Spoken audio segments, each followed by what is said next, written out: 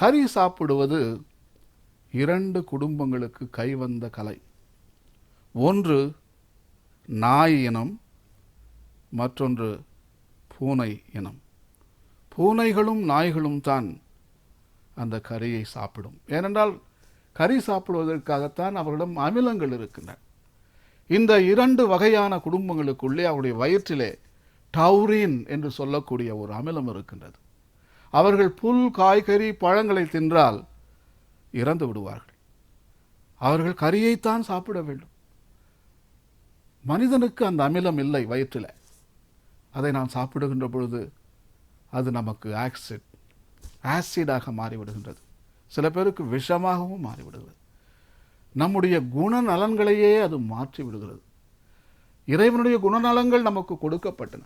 ஆனால் மாமிசம் சாப்பிடுகின்ற பொழுது நமக்கு வேறு விதமான உணர்ச்சிகள், கோபம், வன்முறை, தன்னலம், பேராசை, இவைகளெல்லாம் அதிகமாவதை ஆராய்ச்சியாளர்கள் கண்டுபிடித்திருக்கிறார்கள்.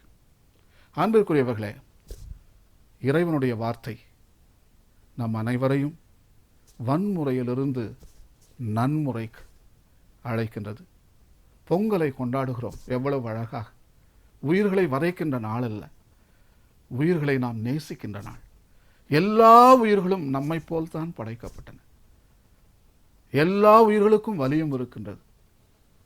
இன்றைய உணவு சங்கிலியிலே கடலில் இருக்கக்கூடிய 82% மீன்களை நாம் கொலை செய்து முடித்து விட்டோம் நமது மாமிச உணவுக்காக.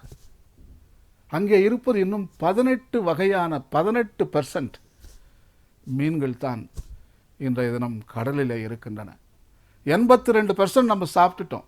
18% தான் நம்ம வருங்கால தலைமுறைகளுக்கு நாம் வச்சிருக்கோம். ஒவ்வொரு நாளும் மில்லியன்ஸ் அண்ட் மில்லியன்ஸ் ஆஃப் பசுக்கள், பன்றிகள், கோழிகள், வாத்துகள், எல்லாவற்றையும் ஆடுகள் நாம் வெட்டி நாம் உணவாக்கி கொண்டிருக்கிறோம். நமது உலகில 75% பயிர்களை சாப்பிடலாம். 75,000 வகையான செடிகளையும் தானியங்களையும் நாம் சாப்பிடலாம்.